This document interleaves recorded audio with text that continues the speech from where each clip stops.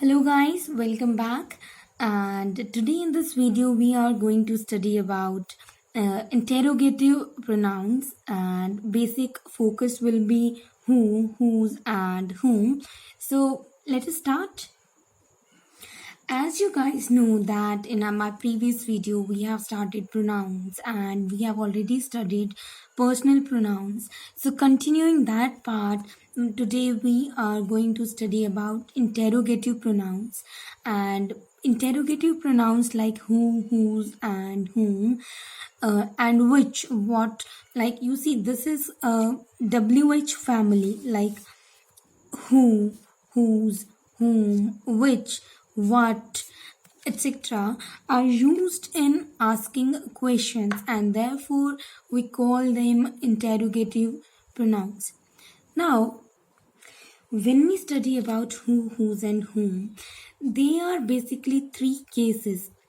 Who is a nominative case, and it refers to a person.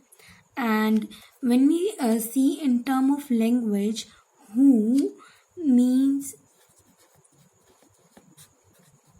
we refer a person here, and refers to a person, and whose is a possessive case, and it refers to belongingness, like whose product or who is the owner. Means whose product, like who is the owner. Okay.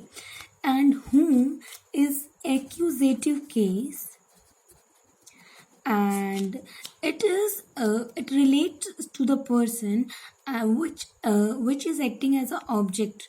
Okay, so let us see how we can use who, whose and whom, and how we should take care that when we can use who, and when whose, and when whom. So let us first check out who. Who is used for a person. Like when we are talking about a person, we use who. Okay, let us see example of this. Now, dash goes there. Now we know that any person is the only one, or any animal or any living being is the the possibility. So I write who goes there. So here I see that who is used for person. So next one is also who spoke. The person I'm talking about is speaking something, has spoken something. So I have used who here for the person. Now dash made the highest score. You see, any person, any player. Okay, so I can use who here. So basically what I want to show you is that we use who for a person. Now, second area where we can use who is as a relative pronoun. That means when we relate any person with any happening or any topic or something, we use who there also. Let us see that example as well. Here I can write who are you and who is eating. In every sentence here I have talked about person. Now see this. I met a man. He gave me a letter. This is a sentence. Now how can I relate this man with the help of who? See, I met a man who gave me a letter. Now here I have used who as relative pronoun, sorry. Here I have related this letter to this man. So we can say that who is used for person, and who is also used as a relative pronoun. Now you can see that I have written two sentences here. just to illustrate the use of who. Now see, when I talk about who is he, possible answers can be a boy, men, girl, like any female, means person, right? But when I talk about what are you, see, there is no relation with the person. It is their post or the designation they are holding. Now, what are you? They can be a doctor, a teacher, a poet, right? Mean to say that who is used for person and what is used to show the what that person is, the occupation or the post. Okay, all right.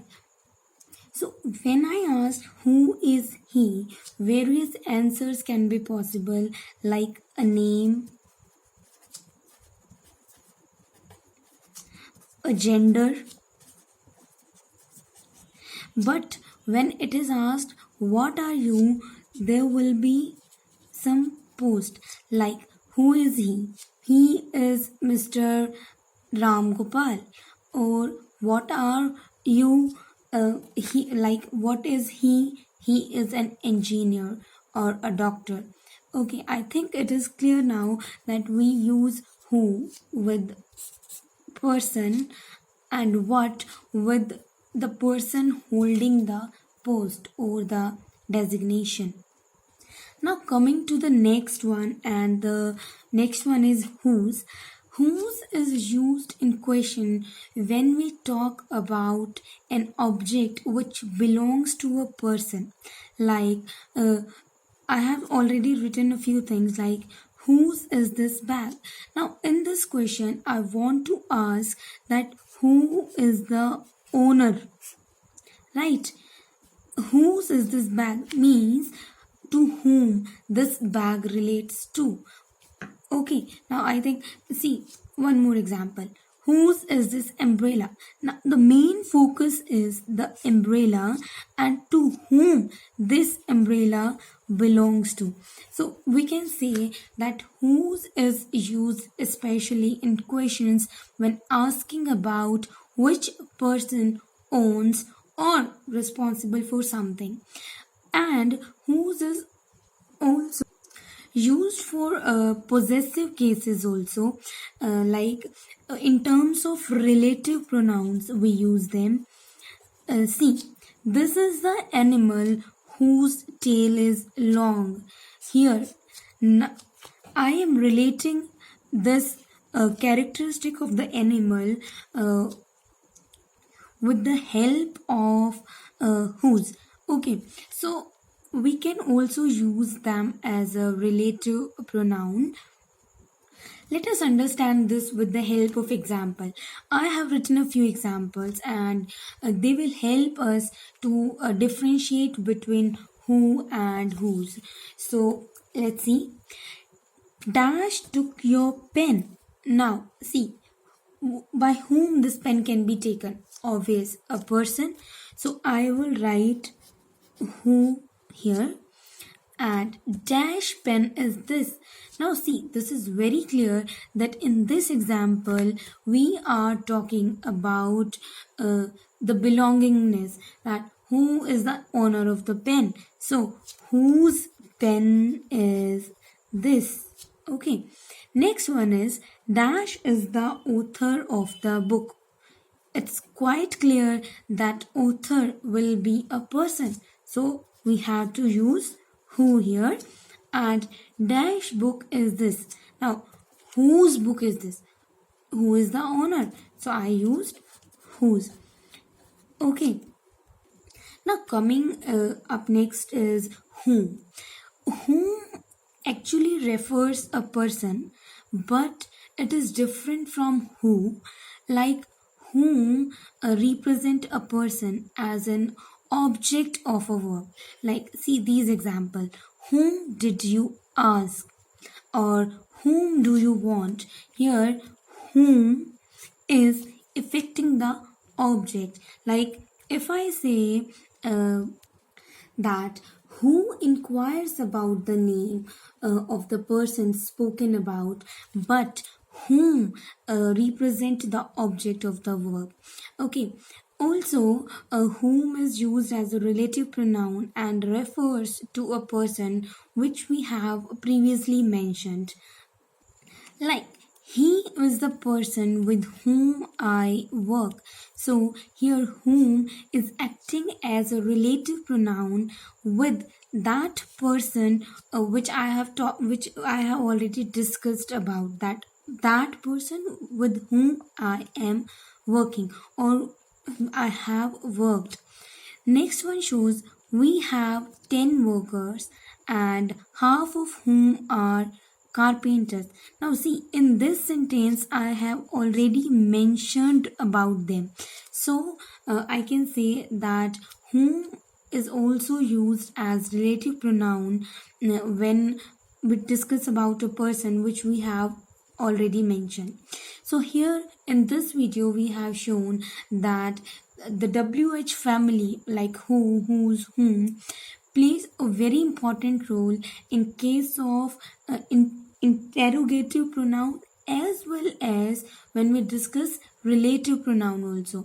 So for today this is it. Thank you. Bye bye.